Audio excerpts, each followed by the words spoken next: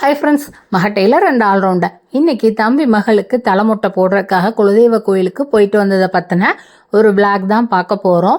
இந்த விளாக் ரொம்ப இன்ட்ரெஸ்டாக ஜாலியான ஒரு விளாகாக இருக்கும்.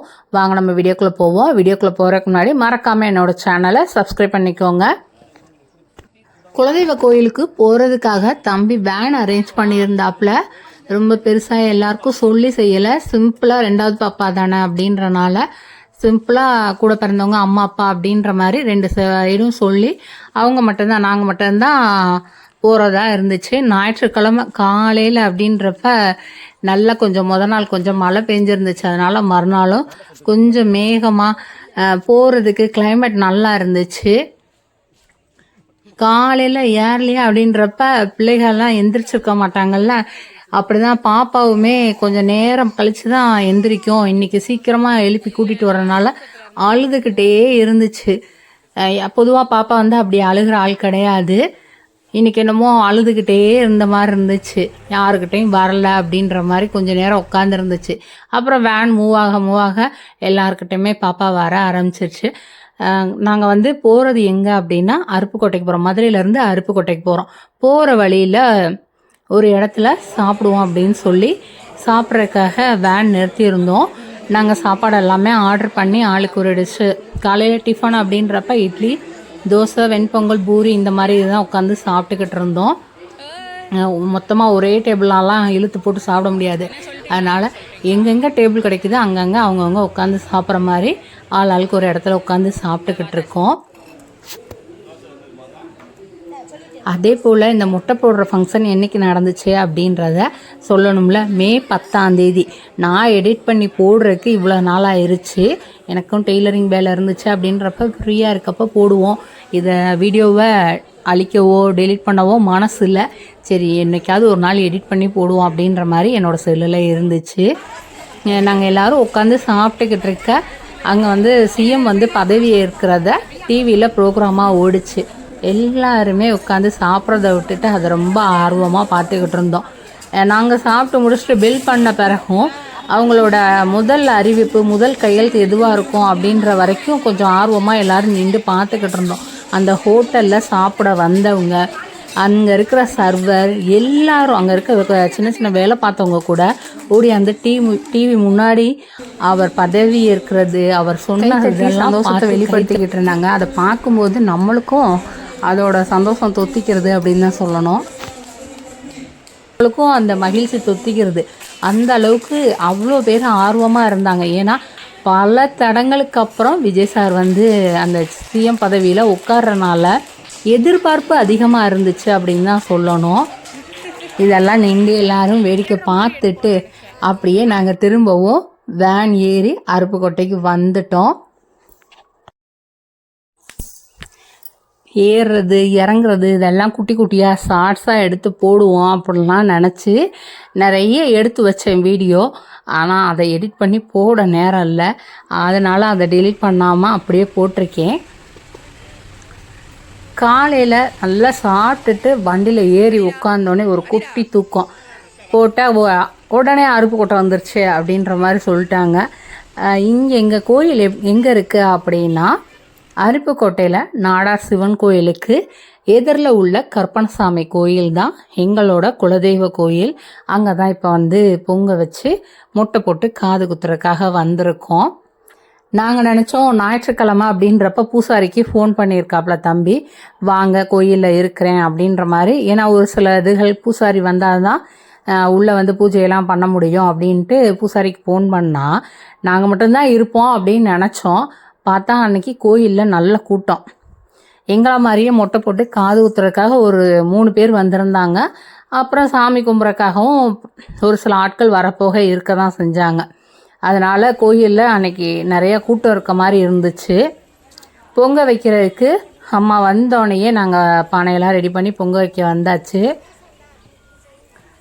நாள் வந்து கொஞ்சம் லைட்டாக மழை தூரி இருந்துச்சு. அதனால் விறகுகள்லாம் அங்கே இருக்கிற விறகுகள் நனைஞ்சிருந்துச்சு. நல்ல வேளை தம்பி வந்து அங்கே விறகு கிடைக்குமோ கிடைக்காதோ அப்படின்னு பொங்கு ஜாமான் வாங்கும்போதே தேவையான ஒரு சில பொருட்களோட விறகையும் வாங்கிட்டு வந்துட்டாப்புல. அதனால் விறகு வந்து கொஞ்சம் நனையாமல் கொண்டு வந்துட்டோம். அங்கேருந்து சரட்டாச்சிகளை எடுத்து பொங்க வச்சோம். பொங்கல் பொங்கி கொட்டின பிறகு நம்ம வந்து எல்லாரும் அரிசி போடுங்க அப்படின்னு சொன்னப்பா பாப்பா இப்போ தான் தலைமொட்டை போட போகிறோம், சரி பாப்பா கையாலையும் அரிசி போட சொல்லுவோம் அப்படின்னு சொல்லி நான் தான் பாப்பாவை கூப்பிட்டு அரிசி போட சொல்லு அப்படின்னு. கிருத்திகேசெல்லாம் போடும்போது பயந்துக்கிட்டே வந்தேன். ஏன்னா இந்த மாதிரி விறகு அடுப்பெல்லாம் வந்து அவங்க ரொம்ப யூஸ் பண்ணது கிடையாது. பிள்ளைக கை பட்டுருமோ நெருப்பு பட்டுருமோ அப்படின்னு ஒரு பயமாகவே இருந்துச்சு. குலதெய்வ கோயிலில் இப்படி வந்து பொங்க வைக்கும்போது இல்லை குலதெய்வ கோயிலுக்கு குடும்பமாக சேர்ந்து வரும்போதே உண்மையிலே மனசுக்குள்ளே ரொம்ப ஒரு சந்தோஷமாக இருக்கும்.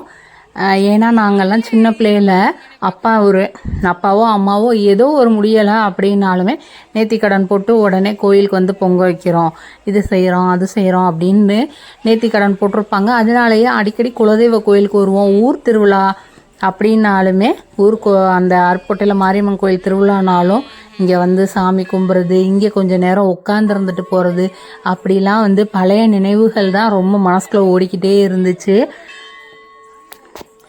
நம்ம கல்யாணம் முடித்து வேற ஒரு குடும்பத்துக்கு போயிட்டாலுமே நம்மளுக்கு இந்த கோயிலுக்குள்ளே போகையில் தனி பாசம் வந்துடும்.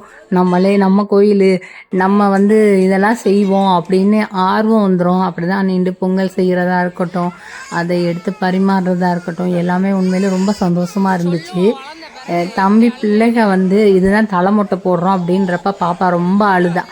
ஆனால் என்னென்னா என் தம்பி பிள்ளைக 2 பேருமே அழுகையாக இருந்தாலும் ஆனால் சமத்த பிள்ளைக மடியை விட்டு எந்திரிக்காமல் அழுதுகிட்டே உட்காந்து தான் இருக்குது. அதுவே என் தங்கச்சி மகள்லாம் மொட்டை போடும்போது திமிரி அழுதல 10 பேர் உட்காந்து அடக்கி பிடிக்கிற மாதிரி இருந்துச்சு. அந்த மாதிரி அழுதான். ஆனால் இன்றைக்கி அவன் அவ்வளோ கேலி பண்ணுறியான். இந்த அழுகைக்கே அவனையும் மேலே உட்காந்து கேலி பண்ணிக்கிட்டே தான் இருந்தோம். பாப்பா அழுதாலுமே தம்பி வந்து கையில் செல்லில் வந்து கொக்கோமெலன் இதை பாட்டை வச்சு காமிச்சோன்னே அழுதுகிட்டே அதை பார்த்துக்கிட்டே உட்காந்துருக்கு. ஒவ்வொரு பிள்ளைக அழுகையிலேயே எந்திரிச்சு நிற்பாங்கல்ல, அப்போ தான் ரொம்ப கஷ்டமாக இருக்கும். பாப்பா வந்து இப்படி அழுதுகிட்டே உட்காந்துருக்கையில் அவங்களுக்கு மொட்டை எடுக்கிறதுக்கு கொஞ்சம் ஈஸியாகவே இருந்துச்சு. ஒரு கட்டத்தில் பாப்பாவுக்கு அழுகை குறைஞ்சிருச்சு. ஏதோ செய்கிறாங்க அப்படின்ற மாதிரி பேசாமல் இருந்துட்டா. முக்கியமாக நான் ஒரு சொல்லன்னு நினச்சேன். தம்பி ஒய்ஃப் போட்டிருக்க சுடிதார் வந்து சாரீ கன்வெர்ட்டட். இது வந்து நான் தச்சது. அந்த தச்ச வீடியோவும் எடுத்து வச்சுருக்கேன். அவங்க 2 பேர் சேர்ந்தாப்புல ஒரு ஃபோட்டோ இருந்துச்சு அப்படின்னா அதை போட்டு ஒரு ஷார்ட்ஸ் ரெடி பண்ணலாம் அப்படின்னு நினச்சிருந்தேன். அது முடியாமே இருந்துச்சு. ஏன்னா அன்றைக்கி போன பரபரப்பு பாப்பா அவங்களாம் அழுகையில் அவங்க 2 பேரையும் வச்சு சேர்த்து ஃபோட்டோ எடுக்க முடியலை. ஒரே சாரியில் எடுத்து அவளுக்கு அதை தம்பி ஒய்ஃபுக்கு ஒரு லாங் டாப்பும் பாப்பாவுக்கு ஒரு பாவாடை சட்டையும் தச்சிருந்தேன். மொட்டை எடுத்து சந்தனம்லாம் தடவிட்டு தோடு வாங்கியிருந்தாங்க. அதாவது தம்பி ஒய்ஃபும் என்னென்னா பாப்பாவுக்கு வந்து ஒரு வைரக்கம்மல் வாங்கியிருந்தாங்க. அவங்க அம்மா அப்பா வந்து செய்முறைக்காக ஆளுக்கு ஒரு தோடு வாங்கிட்டு வந்திருந்தாங்க. பாப்பாவுக்கு தான் வைரக்கம்மல் எடுத்தது. ஆனால் என்னென்னா இந்த தோடுகளை வந்து கிருத்திகேஸ்க்கு ஒரு தோடு சின்னதாக கடுகான்ட்ட இருக்க தோடு கிருத்திகேஸ்க்கு, ஏன்னா அவன் கொஞ்சம் வளர்ந்துட்டான்ல அப்படின்றப்ப சின்ன தோடாக போட்டு கொஞ்ச நாளைக்கு அவனுக்கு காது குத்தணுமேன்றக்காக குத்திட்டு கழட்டிடுவோம் அப்படின்னு சின்ன தோடாக வாங்கியிருக்காங்க. பாப்பாவுக்கு வந்து ஒரு இலத்தோடு மாதிரி கொஞ்சம் பெருசாக வாங்கியிருந்தாங்க. ஆனால் காது குத்துறவங்க என்ன சொல்லிட்டாங்க அப்படின்னா அந்த குண்டு மாதிரி இருக்க தோடு வந்து போட்டால் அவனுக்கு காது ரொம்ப புண்ணாகும், கலட்டுறப்ப கஷ்டமாக இருக்கும் அப்படின்னு சொல்லிட்டு இந்த குண்டு செல்லை போட முடியாது அப்படின்ற மாதிரி சொல்லிட்டாங்க. அப்போ இலத்தோடு போட்டுக்கிறியா அப்படின்னு சொல்லி ஏன்னா பாப்பாவுக்கு தானே வைரத்தோடு வாங்கியிருக்காங்க, இலத்தோடு போட்டுக்கோ அப்படின்னு சொன்னால் அவன் அது பொம்பளை பிள்ளை போடுற தோடு நான் போட மாட்டேன் அப்படின்னு சொல்லிட்டான். கடைசியில் அந்த வைரக்கம்மலை தான் அவனுக்கு மாட்டினாங்க. அதாவது வைரம் யாருக்கு போய் சேரணும்னு இருக்கோ அவங்களுக்கு தான் போய் சேரும். வாங்கிட்டு வந்தது பாப்பாவுக்காக. ஆனால் அந்த தோடை போட்டது என்னமோ கிருத்திகேசு தான் போட்டுக்கிட்டான். அதுவுமே அழகாக தான் இருந்துச்சு. என்னென்னா அவன் அழுகும்போது ரொம்ப பாவமாக இருந்துச்சு. ஐயோ கொஞ்ச நேரம் ப்ளீஸ் ப்ளீஸ் அப்படின்னு சொல்லும் போதெல்லாம் ரொம்ப பாவமாக இருந்துச்சு.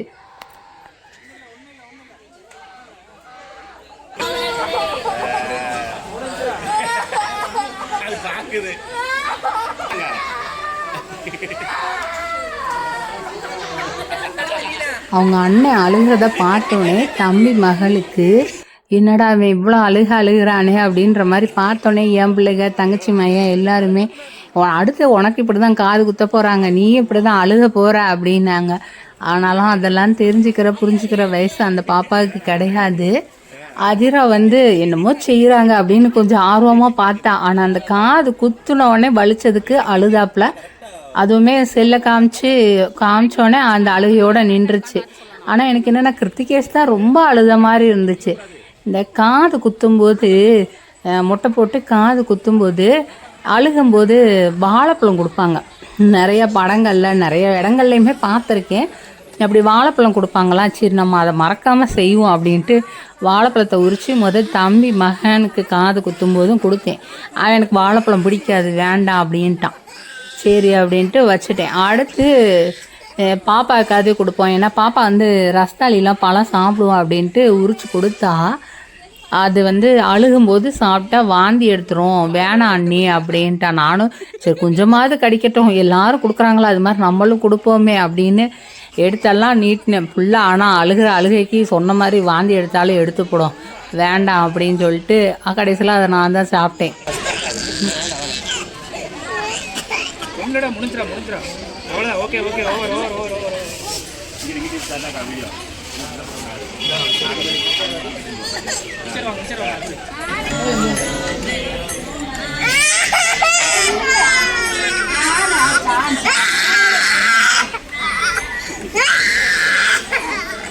காதெல்லாம் குத்தி முடித்த பிறகு பொங்கல் வந்து வச்சது சுட சுட இருந்துச்சு. எல்லாருக்கும் நம்ம வீட்டாளுங்க எல்லாருக்கும் இலையில வச்சு பொங்கலை கொடுத்துட்டு கோயிலுக்கு வந்தவங்களுக்கும் எடுத்து கொடுத்தோம். ஆனால் எல்லாரும் வந்திருந்த எல்லாருமே பொங்கல் வச்சுருந்தனானா நாங்களும் வச்சது இருக்குது அப்படின்னு சொல்லிக்கிட்டு இருந்தாங்க. 1-2 பேர் வாங்கினாங்க. மற்ற நேரமாக இருந்தால் கோயிலுக்கு வர்றவங்க எல்லாருமே பொங்கல் வாங்கியிருப்பாங்க, பத்தாது, அந்த அளவுக்கு காலியாகும். இன்றைக்கி வந்து எல்லோரும் வச்சனால அப்படியே இருந்துச்சு. சரி வீட்டுக்கிட்ட போய் கொடுத்துக்குறோம் அப்படின்ட்டு கொண்டு வந்தாச்சு. கோயில் வந்து ரொம்ப துடியான சாமி. நாங்கள் சின்ன பிள்ளையில் இருக்கும்போதெல்லாம் அருவா வச்சுருப்பாங்க, ஈட்டி வச்சுருப்பாங்க அப்படின்லாம் பார்த்து சாமி கும்பிட்டுட்டு வருவோம். ஏன்னா நம்ம நினைக்கிறதெல்லாம் அப்படியே நடக்கும். அப்படி ஒரு துடியான சாமி அப்படின்னு அம்மாவும் அப்பாவும் சொல்லி நாங்கள் அந்த ஒரு பக்தியிலேயே இருந்திருக்கோம். அப்படியே ஃபங்க்ஷன் முடித்து வேனுக்கு ஏறி வந்தாச்சு. மதுரைக்கே போய் சாப்பிட்டுக்குறோம் அப்படின்னு மதுரைக்கு கிளம்பிட்டோம். இந்த விளாக் இதோட முடிஞ்சு. இந்த வீடியோ உங்களுக்கு பிடிச்சிருக்கும்னு நினைக்கிறேன். பிடிச்சிருந்துச்சுன்னா லைக் பண்ணுங்கள், கமெண்ட் பண்ணுங்கள். அதே போல் என்னோடய சேனலில் டெய்லரிங்குரிய ஷார்ட்ஸ் வீடியோ இருக்குது, மறக்காமல் மிஸ் பண்ணாமல் பாருங்கள். ஓகே, தேங்க்யூ, பாய்.